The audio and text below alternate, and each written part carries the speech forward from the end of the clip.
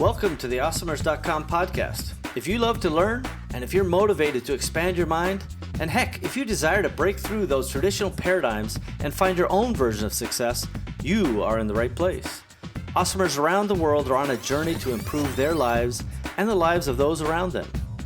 We believe in paying it forward, and we fundamentally try to live up to the great Zig Ziglar quote, where he said, "You can have everything in your life you want if you help enough other people get what they want." It doesn't matter where you came from, it only matters where you're going. My name is Steve Simonson, and I hope you will join me on this awesomer journey. If you're launching a new product manufactured in China, you will need professional, high-resolution, Amazon-ready photographs. Because Simo Global has a team of professionals in China, you will oftentimes receive your listings photographs before your product even leaves the country. This streamlined process will save you the time, money, and energy needed to concentrate on marketing and other creative content strategies before your item is in stock and ready for sale. Visit simoglobal.com to learn more, because a picture should be worth 1,000 keywords. You're listening to episode number 59 of the Awesomers.com podcast, and all you have to do is go to awesomers.com/59 to find any of the show notes and details, and even a transcript of this particular episode. Now today I'm joined by Steve Hoffman, also known to insiders as Captain Hoff, and he is a serial entrepreneur, angel investor, and partner at FOUNDERS.VC, which he's also a limited partner in August Capital, and an author of the book Make Elephants Fly. Hoffman is also the captain and CEO of FOUNDERS.VC, which is one of the world's leading incubators and accelerators with over 50 partners in 22 different countries. Now, he's always been innovating in his life. Captain Hoff has tried more professions than cats have lives, including serial entrepreneur, venture capitalist, angel investor, studio head, computer engineer, filmmaker, Hollywood TV exec, published author, coder, game designer, animator, and voice actor. That's a lot of stuff to do. While in Hollywood, Hoffman worked as a TV development executive at Fry's Entertainment, known for producing over 100 TV shows, which was acquired later by MGM. He went on to pioneer interactive television with his venture-funded startup, Spider Dance, which produced interactive TV shows with NBC, MTV, Turner, Warner Brothers, History Channel, Game Show Network, and many more. In Silicon Valley, Hoffman founded 2 more venture-backed startups in the areas of games and entertainment, and worked as mobile studio head for InfoSpace with such hit games as Tetris, Wheel of Fortune, Tomb Raider, Thief, Hitman, Skee-Ball, and X-Files. Hoffman went on to launch FOUNDERS.VC with the mission to educate and accelerate entrepreneurs. And FOUNDERS.VC has become one of the world's top startup accelerators. Hoffman has trained hundreds of startup founders and corporate executives in the art of innovation, and routinely works with the world's largest global corporations and venture funds to talk more about innovation and doing something special and different. I know that I will learn lots from Steve today, and I hope that you do too. Hello, Awesomers. It's me, Steve Simonson. I'm back again with another episode of the Awesomers.com podcast. And today, my special guest is Stephen Hoffman. How are you, Stephen? Hi, Steve. Great to be here. Well, it's certainly a pleasure. And with a name like that, I know you're going to be an awesomer guest. That's for sure. I feel awesome. Good. That's how we like it. So I've already read in a bio and a little bit about your history and yourself to the folks listening at home. But maybe in your own words, you could tell us kind of what you do day to day that takes up your time. Day to day. So what I like about my job is that almost every day is different. So today I'm talking to you. Yep. This morning I had a group from Korea come to FOUNDERS.VC, and we educated them all about Silicon Valley, about raising capital, getting their companies going. Yesterday I was working with Germans. So it was a bunch of German entrepreneurs who are here, as well as German business owners who have like medium-sized businesses. And they were really interested in how to innovate and how to bring innovation into their companies. And you know, they're German, so they're very process-driven. We're Californian out here, and we're much more free and easygoing and play it by ear. So it was a very interesting dynamic and discussion we had. Yeah, I can imagine. It reminds me of a time where I'm kind of more West Coast, easygoing guy, and I was having a meeting with some guys in Atlanta, but there was a German manufacturing company, you know, the meeting gets started at 9, you know, around about 9, and you know, quarter past, I'm like, you know, I'm going to run to the restroom real quick. And the guy who's in charge is kind of like, no, we have bathroom break at 11 a.m. You know, it's like, I have to schedule my bathroom breaks. In the middle. Yeah. I'm like, this is awesome. So anyway, I understand they're very precise, and sometimes the West Coast were more easygoing. So it's a good But way. it was good. I gave them an injection of West Coast thinking. I love it. That's good. Well done there. So we're going to talk more about Founder Space and kind of your history in Silicon Valley and all those exciting things. But we're going to, first, I like to get kind of to the root of the story, the origin story, as I like to call it. And we're going to do that right after this break. Hey, Amazon Marketplace professionals, congratulations on your success to date. Your creativity, strategic vision, problem solving, and discipline have allowed you to build your own e-commerce business. Wouldn't it be great if you had more time to focus on the things that truly drive the sales and growth of your company? Instead of getting lost in a dozen different services and countless spreadsheets, what if there was one system that connected to your Amazon account and automatically gave you the information that you needed to make great decisions and really impact your business? Parsimony ERP can do that. Parsimony is the business operating system for your marketplace business. With Parsimony, you get true double-entry bookkeeping, easy financial statements, full customer service tools, and item-by-item profitability, along with project and task management, and more features are being added all the time. Learn more at parsimony.com. That's Parsimony, PARSIMONY.com. Parsimony.com. We've got that. Hey, how about that? Through the magic of editing, we're back already. And Stephen Hoffman, my guest today here on awesomers.com. Stephen, I'd like to get to that root of the origin story, and that's where you're born. So maybe you could do a big reveal. Where'd you come from? I was born in Boston, Massachusetts. Oh, yeah, so my dad was a professor. I was born there.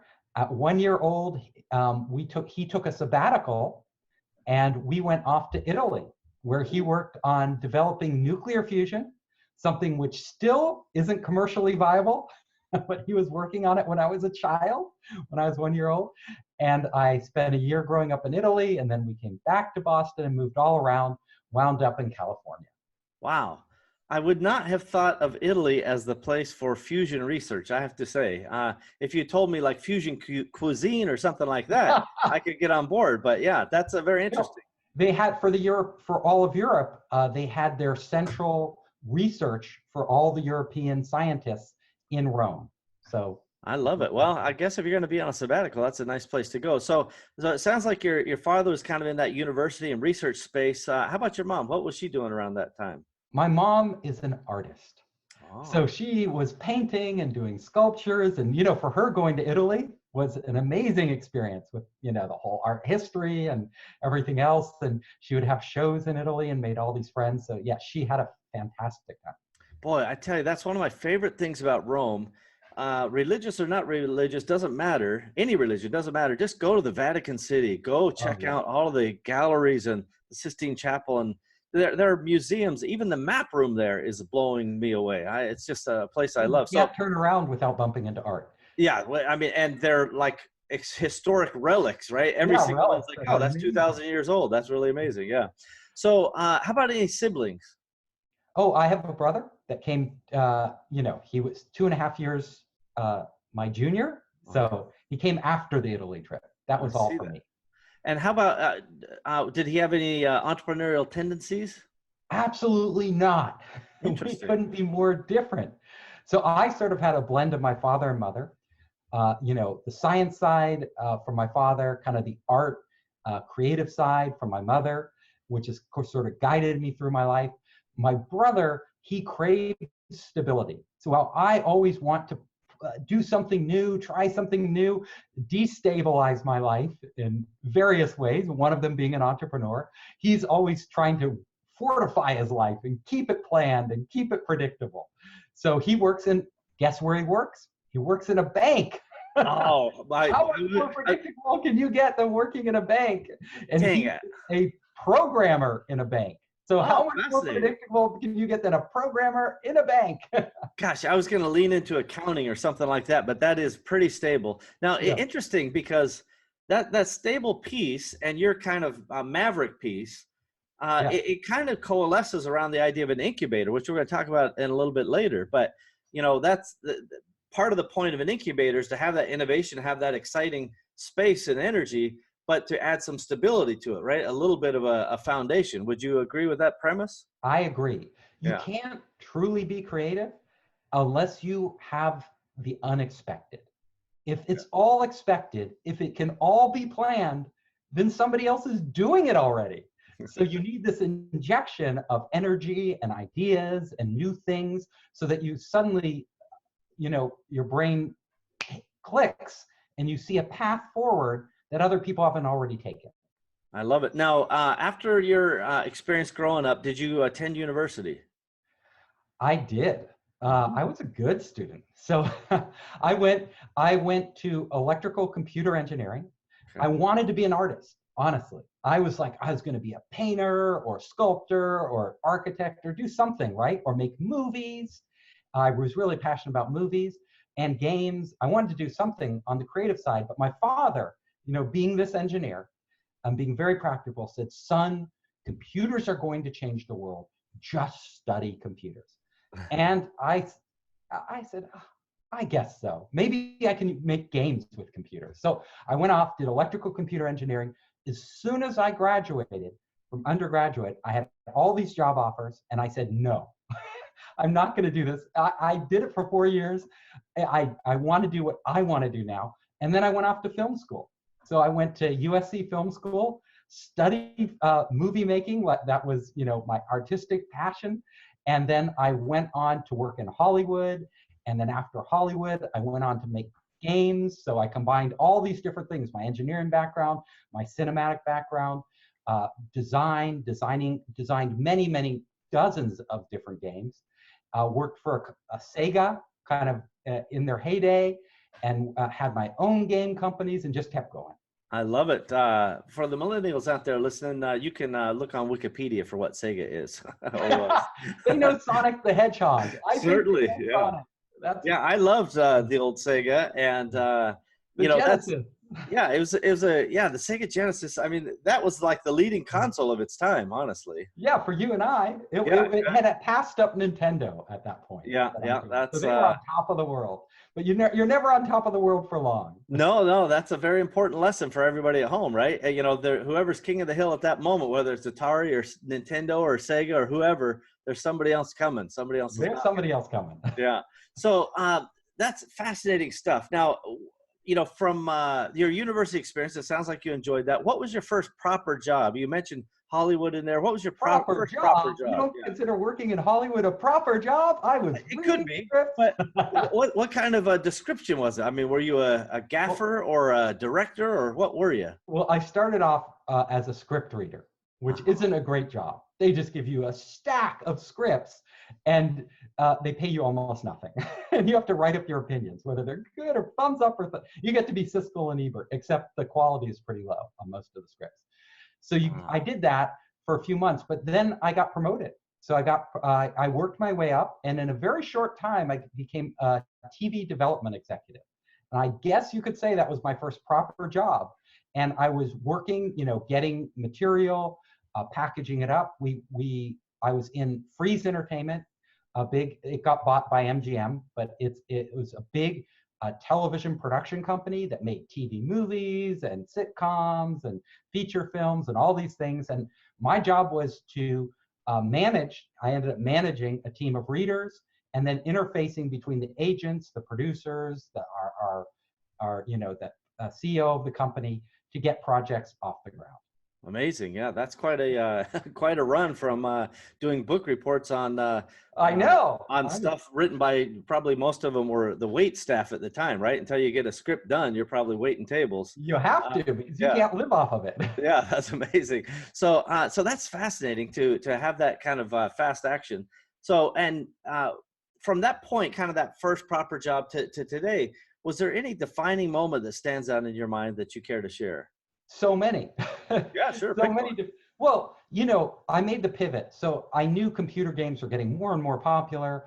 I wanted to actually make my own movies, but in Hollywood, it's really hard. I mean, you have to have all the right connections. And even in my position, I was more at an executive level. So just managing the process. I wasn't actually making the movies. And then one of the producers at our company, his cousin was the founder of Sega. And the founder of Sega is an American who founded it after World War II. It was called Service Games, Sega. So he introduced me to his cousin. I said, you know, in addition to making movies, I've always had this passion for games, because as a child, I made over 50 movies, you know, Super 8 films when I was a kid. And then I made over, you know, 100 different games, mostly board games. And so I went to him and I said, I have all these ideas to design games. I want to leave Hollywood because I'm not actually being creative enough, and I want to go to Tokyo. And he said, come on, we want to hire somebody from Hollywood. So he set me up, flew me to Tokyo. I ended up working in game design at their headquarters, which was amazing. We were working on, you know, all these amazing, at the time, arcade games like Virtua Racing and Virtua Fighter. I don't know if you remember those. Oh, of course. I'm sure I put many a quarter or dollar or whatever it was at the time into those. Awesome. Yeah. You're my type of guy. Yeah, for sure. So I did that. And then after that, I decided I should just make games for myself. Why am I making games for this big company? I should just do it. So I moved back to Silicon Valley, San Francisco, set up my own games company called Lava Mind, and we just started making games. So I, you know, off our own money, you know, just bootstrapped it like all good startups do. I love and it. Our first game was called Gazillionaire. Oh. And it was all about how to make $1 gazillion. It was actually about how to be an entrepreneur. So you are a space trader in outer space, you're running your own business, you have your weird alien employees and they go on strike and you have to buy low, sell high. It was really fun. We got the game published. I coded it myself. Wow. I know the code. My wife did all the artwork for it. Right. She, you know, it was the two of us basically and a couple contractors. We put it out there as shareware. People were downloading it, and you know, Lord Geck was our first buyer. He wrote us a check. Wow. So Lord Geck, and he came to our house to buy the game because the internet was so primitive in those days. He came there and handed us the money, which was awesome. And then it got picked up by a large publisher at the time, which was called Spectrum Holobyte Microprose. So Microprose, you know, did Civilization games, and they had merged with Spectrum Holobyte, which did the Star Trek and all these other games. And they published our game. It went out everywhere. We went out into every store. We did licensing deals all over the world. Our company was doing incredibly well. We made 2 more games. So we made a trilogy of these business simulation games, Capitalism and Profitania. And then after that, the internet was just like exploding, you know, things were happening. We're like, we got to get on this internet bandwagon, you know, we can't just do these computer games, we got to get on the internet. So I teamed up with my old film school partner, and she was in New York working as the creative director for this company called RGA. It's a very well-known interactive and commercial company that's done many, many famous things. And her company, RGA, that she was working for, she spearheaded the project that they did for Microsoft. And it was Microsoft's first massively multiplayer online game show. And it was called NetWits. It was amazing. It was like truly amazing. So the engineer who coded that with her, he was a contractor and he owned the code for how to do these massively multiplayer online games. And we're like, we should do this together. I'm making games, you're making games. So she left her company. My wife and I stopped Lava Mind, and we formed a new company called Spider Dance. And that was our first venture funded company. That was when we kind of got into the whole internet space, venture capital. It was an amazing ride.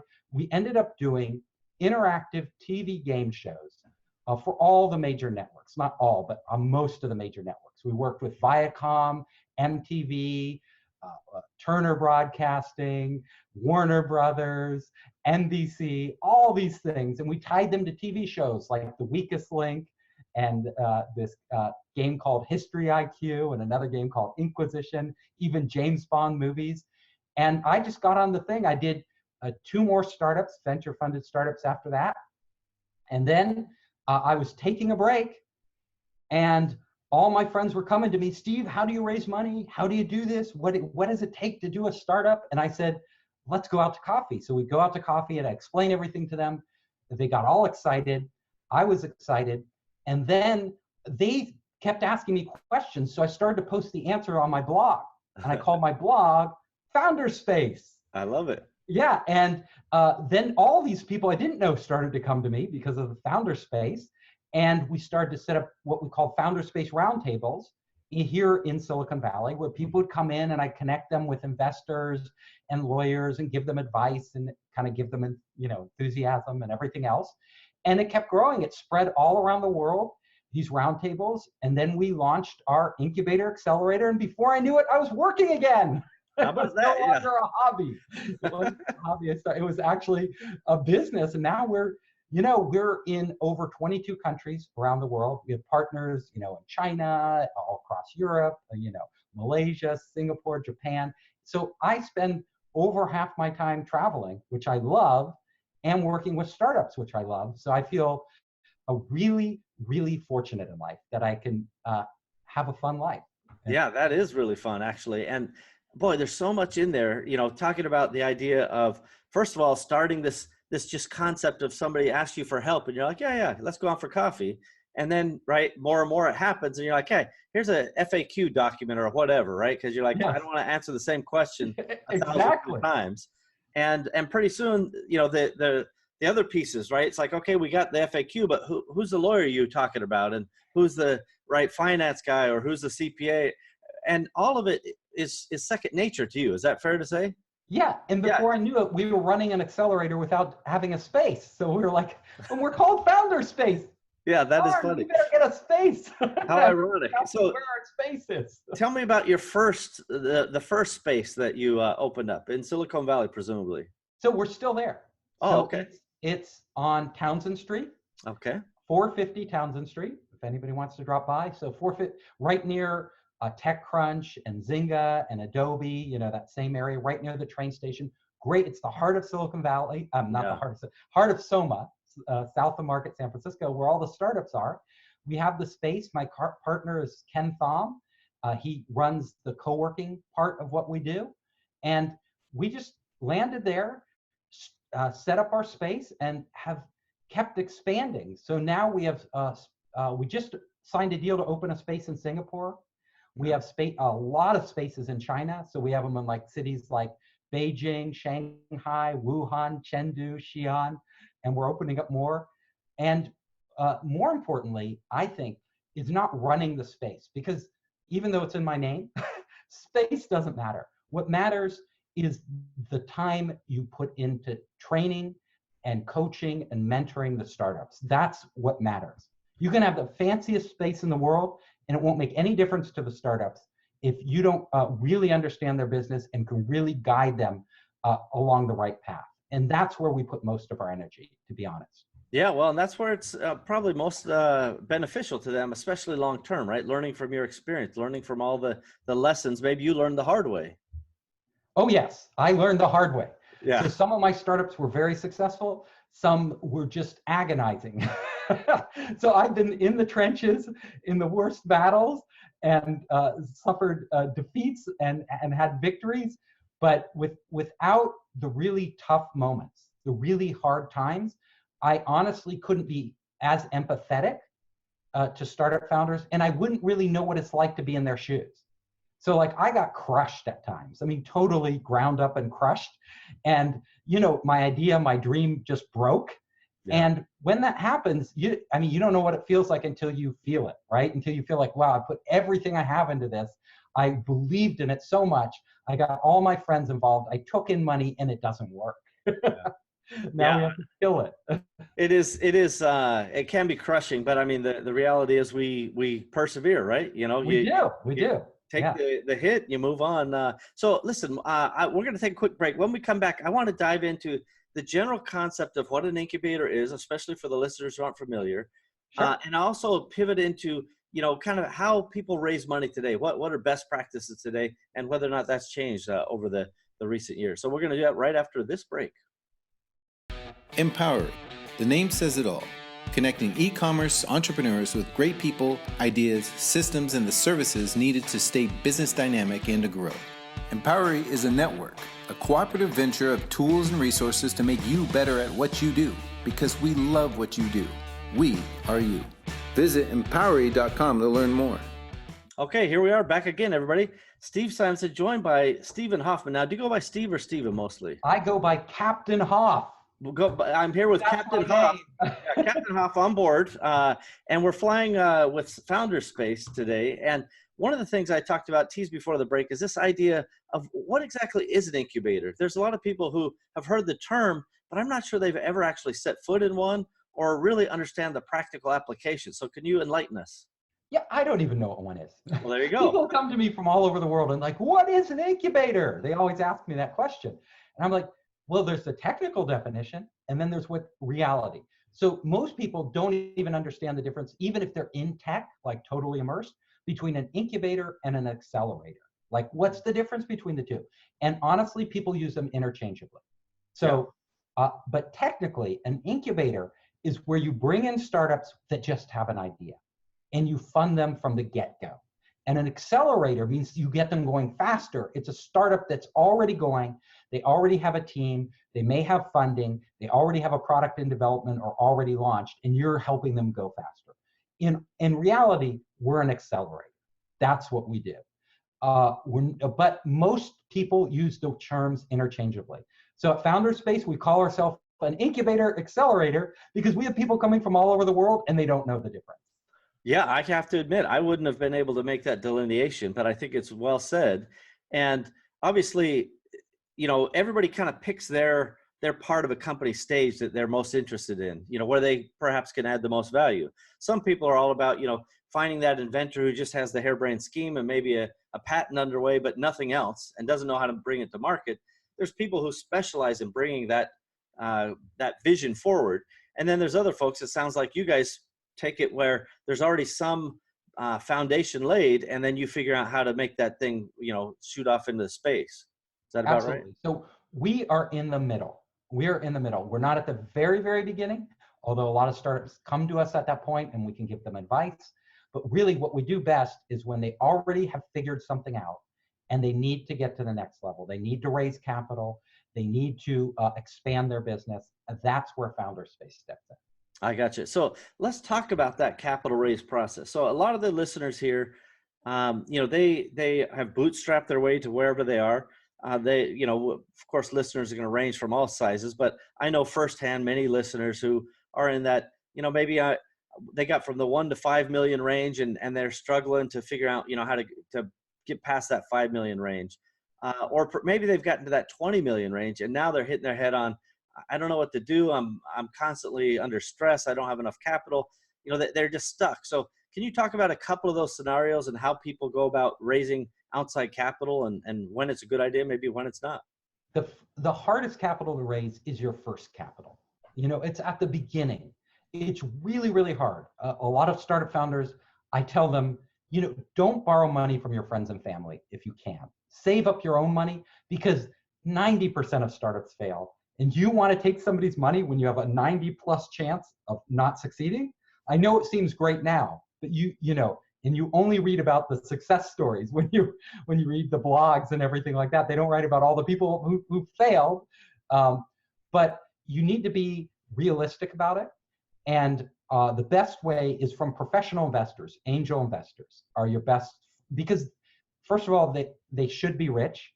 If they're accredited angel investors, they should have the disposable money, and they should be somewhat aware of the risk they're taking. You know, if you go to your friends, they're just giving you the money because they're your friend. Your family's just giving you the money because you're family. They don't really understand. They may think they're going to invest in the next Facebook, but they don't understand your business. And if you lose their money, you run the risk of losing your friend or having a bad relationship with family members. And that's just not worth it in life. So I'm like, go to real investors. If a real investor who really understands the market isn't willing to invest, that should be telling you something. And even going to them and pitching them and getting their feedback, you can learn a tremendous amount, because most angel investors are experienced business people. They've learned a lot. They might not always be right, but getting different perspectives and assimilating all these different ideas will only make you stronger. So I say, come up with your idea. Pick an idea. If it's your first startup, if you're not Elon Musk and you don't have millions, or Zuckerberg and you don't have millions and can just launch something, then pick an idea that you can do on your budget. And the beauty of today with the cloud, Amazon, all that, you can do startups for no money, for virtually just your time. So if you've saved up enough money and time, and then what comes into play is your ability to recruit other people.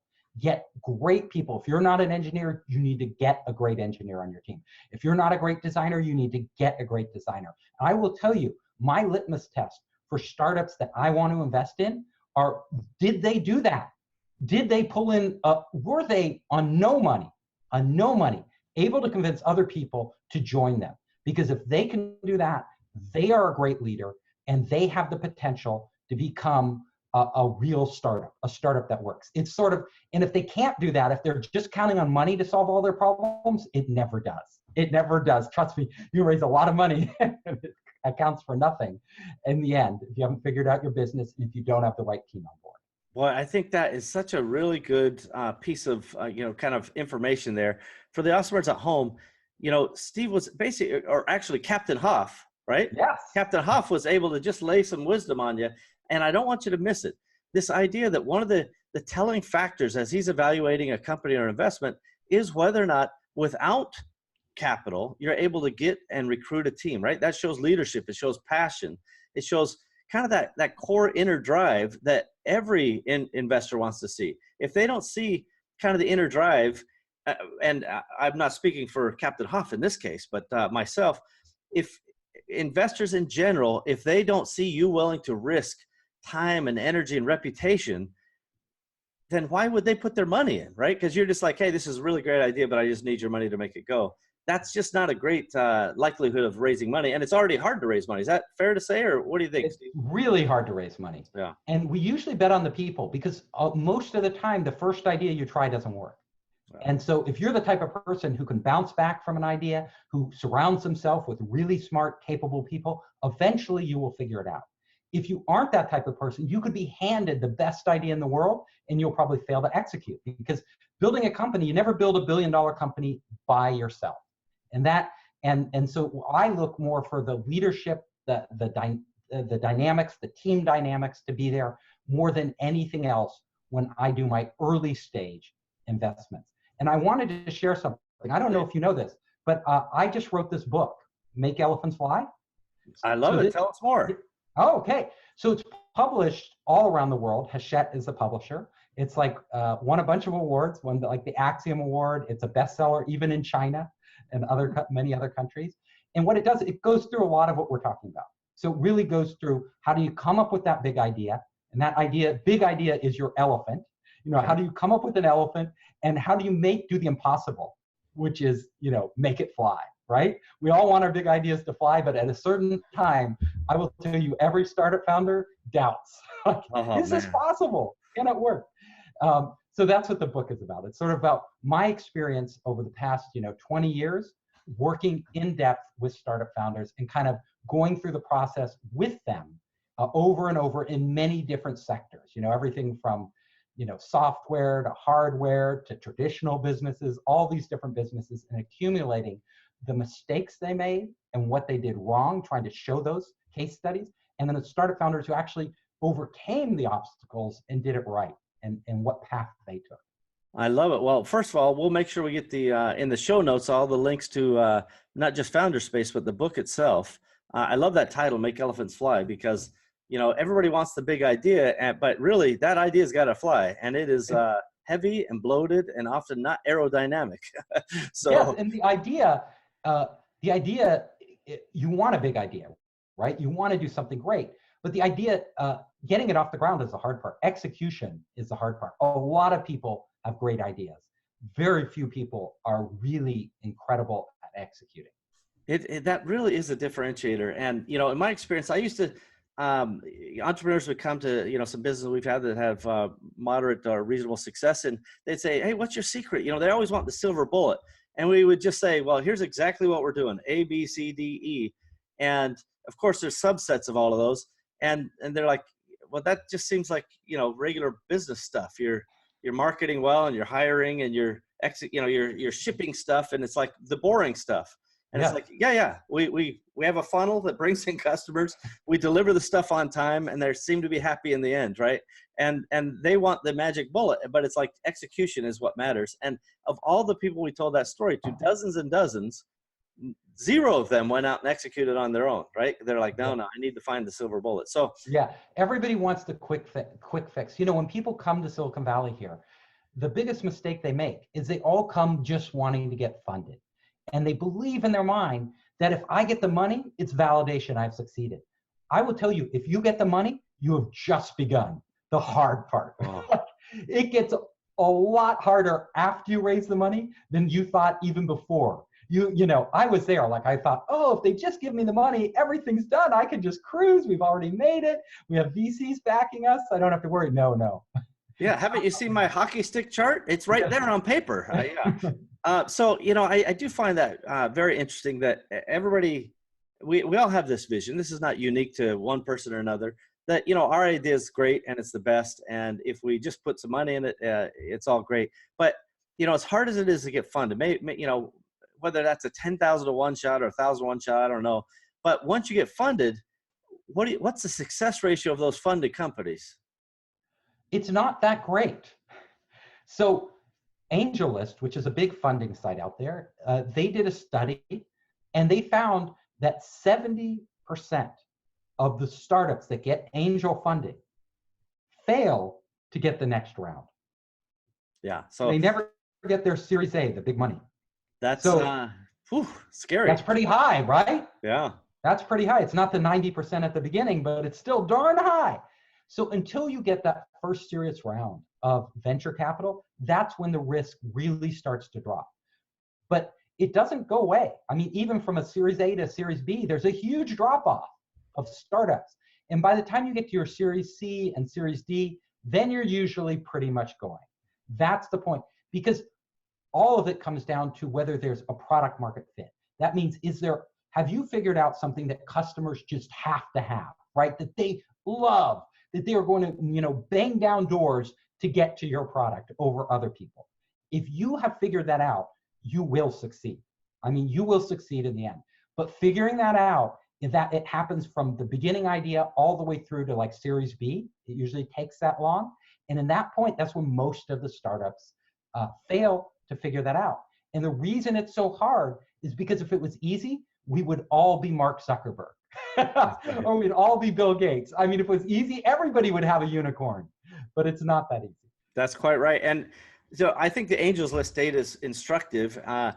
My own recollection is, you know, even from the folks who get from Angel to that Series A, like the Series A breakage is still, you know, VCs are largely like, you know, we hope we can do really well with this fund, but probably 9 out of 10 are going to go away, you know, or they'll exit at some neutral multiple, right? They don't actually make money. Right. Yeah, that is their business model. Yeah, so you know, each time that smaller group still has less and less chance of, you know, kind of hitting it big. And I think that people often forget that money is not the solution. It's just, you know, part of the recipe for getting the idea. If you have a good startup, if you have a good business model that you figured out that's unique, that's different than other people, that's either significantly better or it's pioneering a new market that people isn't already overcrowded. If you have that, that is the core to breaking through. But money cannot give you that. You need to that requires you to figure it out. It's like solving a puzzle. And the puzzle is constantly changing because markets are changing, companies are evolving, new products are always being launched, old products are dying off, old markets are shrinking, and it's only good for a specific point in time. So you have to have it just the right time, just the right idea, and just the right team to execute. And then money makes all the difference, right? It can propel you forward. But if you don't have the first three things, you can pump as much money as you want into the startup, and it will go nowhere. And I will tell you, there are so many companies in Silicon Valley that looked great on the surface, and then they just implode. I mean, do you remember Fab.com? Sure, They were a flash sales site, right? And they seemed like they were doing incredible. They raised hundreds of millions of dollars. Hundreds, not just like $400 million, something like that. And the users were coming, you saw their ads everywhere, blah, blah, blah. And then the next thing they're bust. Just gone. Because users weren't sticking. What they had was they hadn't figured out the product market fit. So they could spend these hundreds of $1 millions and keep it looking like new customers were coming in, but those customers were leaving without spending enough money to pay for the cost to acquire them. And we see that over and over and over again in Silicon Valley. Or the other thing is you just have a market that turns out to be too small. It's just too small. It's going to be like a fine small business. But for a venture capitalist giving you millions of dollars, that is a washout for them. Even if you sell, you'll sell, they're lucky to get their money back at the end of the day. Yeah, which is that would be considered a giant loss for a VC. VCs want to have that 10x plus, right? And really, and that 9 out of 10, they need something that's going to hit the 100 to 1 to kind of clean up all the losers. Yeah, and they still only average 8 to 1 or 10x return, but it's because 9 of the 10 sucked all the money, and that one was the home run. So they have a term in Silicon Valley. They call the startup in their portfolio, like out of 10 companies. Let's say you get one Twitter or Facebook or Airbnb. They call that startup the fund maker. Basically, it makes the fund profitable. And if you don't have, they've done them, statistically, if you do not have a fund maker in your portfolio, at least one, you will lose money. So they are searching. Every bet they place, they are looking for a fund maker. Because they know they only have so many shots to get a fund maker, and they want all their ammo not aimed at small businesses, not aimed at medium-sized businesses, not even aimed at large businesses. They want them named after the huge elephants, right? They're elephant hunting. They're out to get the elephants, and that is why a lot of businesses for entrepreneurs out there that could be good small or medium-sized businesses get passed over. It doesn't mean you don't have a good business. It just means you don't have a good business for the venture capital business model as they structure it. But it could be very good for you. Yeah, I think that's very well said. Now, perhaps your book talks about this, and I'm definitely going to get a copy of that. And for the Awesomers out there who are grabbing up their copy as well, let's make sure we get out there, we read it, we do our homework, and we leave a proper, nice review, because that's what we do. We pay things forward. So I can't wait to read it.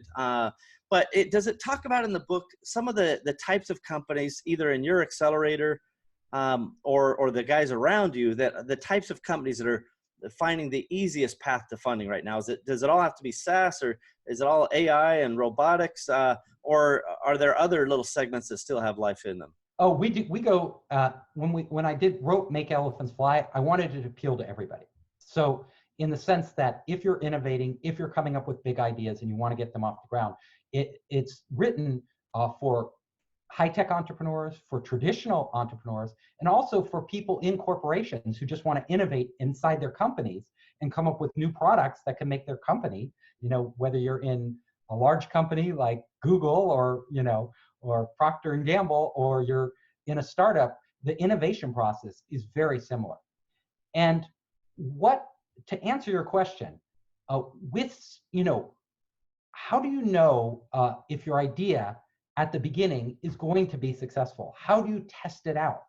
These are the things that I think entrepreneurs really need to know. And they need to know how to do them without spending a lot of money. So I put in a lot of time giving examples of some high-tech businesses where they've actually gone out and tested their market without even building any software. Like they built no software, yet they figure out if it can work.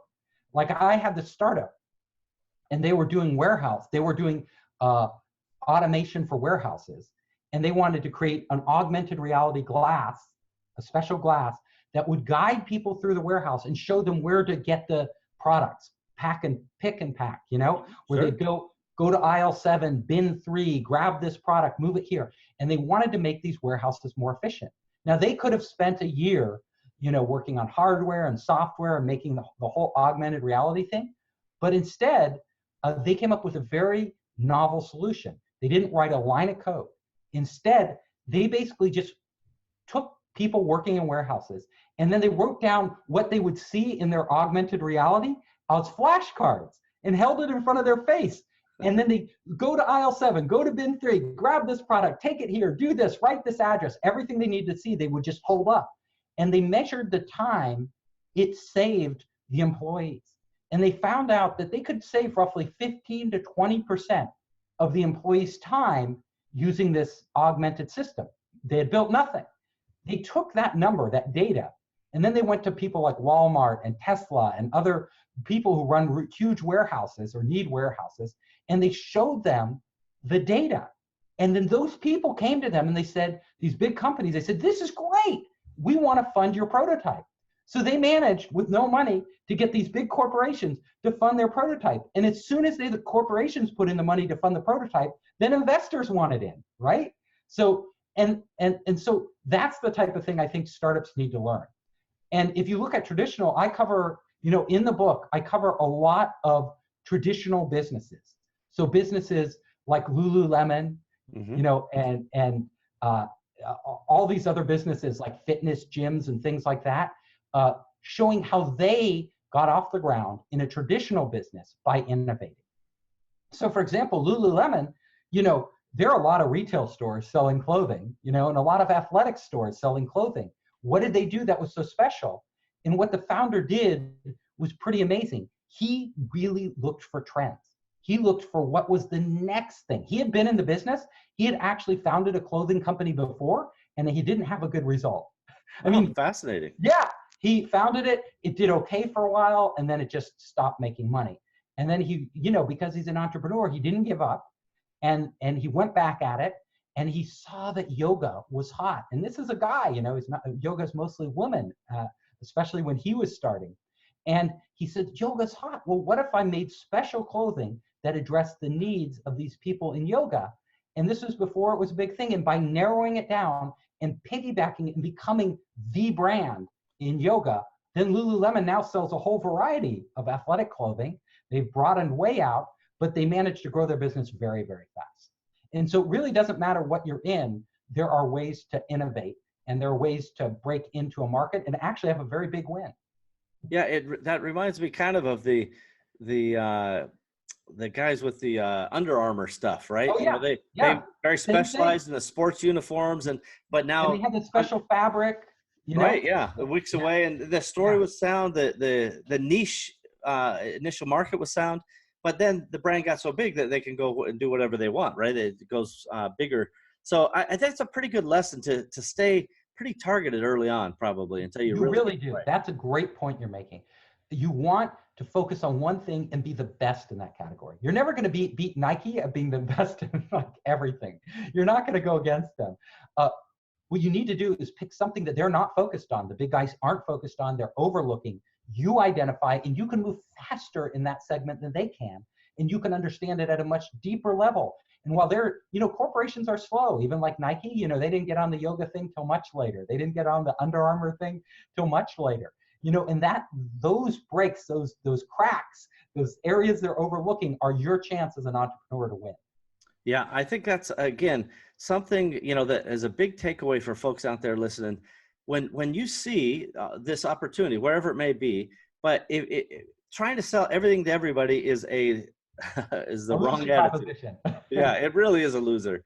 Look at Amazon. They started with just books. Yeah. Jeff Bezos, a brilliant guy. He could have said, I'm selling everything. Yeah. Said, we're going to figure books out. We're going to build our brand. We're going to do it really better than anybody else could do it. We're going to win there, and then we're going to broaden out. Yeah, then you have the flexibility, you have the capital, you have the experience, you have the talent. There's so many things that you can do. So these are really important lessons. I appreciate you bringing them to us.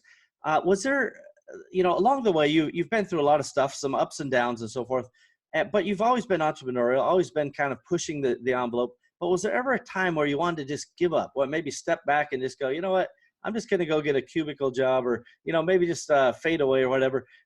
Sometimes these big losses can smack us in the face and knock us down. Have you ever wanted to give up? Oh, yeah. I'm not always so perky. There are times when, you get beaten down. So after the dot-com crash, the bubble burst, no venture capital is flowing. It was really tough. I was so beaten up that I fled the country. Nice. I literally moved to Vancouver, Canada. My wife had a job. She got with Electronic Arts, so she was working there. I huddled in my basement and recovered, and I wrote a book. So I wrote my first book, which was Game Design Workshop, which is all about game, because I was in the game business, Sure. as I mentioned. And I just wrote this book for a year. I, did projects that I wanted to do, and then I was refreshed enough to come back after 1 year, and I moved back to the Bay Area and got back into the whole tech and startup scene and everything else. But yes, I've really, I've really felt it, and I've really been down. And when you're down, honestly, it doesn't matter what people say to you. It doesn't help. The only thing that helps is what you say to yourself, And at a certain point, you have to look back at, you have to look at the mistakes you made and say, look, it's fine. Everybody makes mistakes. Everybody does something wrong. And if I'm going to just dwell on these mistakes, then it will be a self-fulfilling prophecy. Yeah, those will, I will never do anything again. But if I can just look beyond them, and you don't want to just ignore mistakes you made. You want to look at them analytically and say, well, if I did this next time, what would I do? But you don't want to beat yourself up over them. So my first, when the dot-com crash hit and really knocked me up, down, off seventh heaven and down to the ground, then it was a sobering experience. In the long run, it turned out to be a really good experience because it showed me two things. One, it showed me that I wasn't invincible, right? That I could make mistakes, so it humbled me. And it showed me by being able to come back and be as resilient as I was, that if I could do that, I could get knocked down many more times and still get back up again. I think that's really, again, a very well shared piece of experience. A lot of people forget this idea, on the Facebook world we live in, it's like, hey, I'm having a sandwich. Hey, I'm traveling, to this nice place and that nice place. There's rarely bad news unless you have kind of the negative Nellies over there in the corner, and everything's always going wrong for them. But, the moral of the story for me is that these things do ebb and flow. And and you have to remember, Facebook is filtered. Most people put their best side forward.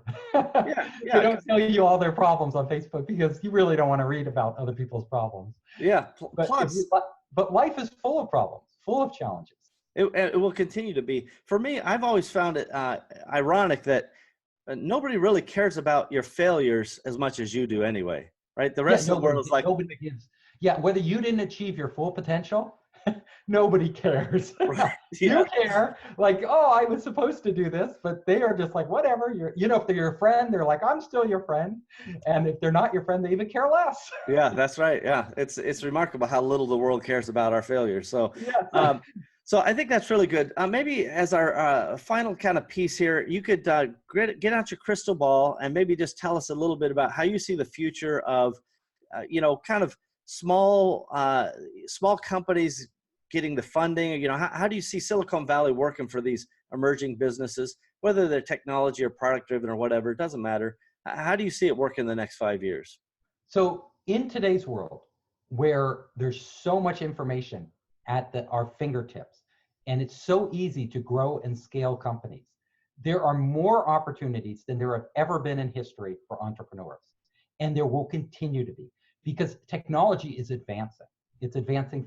And we always think like, oh, the big companies are dominating. There's nothing you can do to stop them. The Amazons and Facebooks and Google, you can't compete with them. They're going to crush entrepreneurship, or the economy is going to crush us, right? Well, the economy goes up and down. So there will be downs. And when there's downs, it's really tough to be an entrepreneur. Like after the dot-com bubble burst, I will tell you, it's really, really hard. But you got to remember, it will come back. So it's a cyclical nature, and you can bounce back.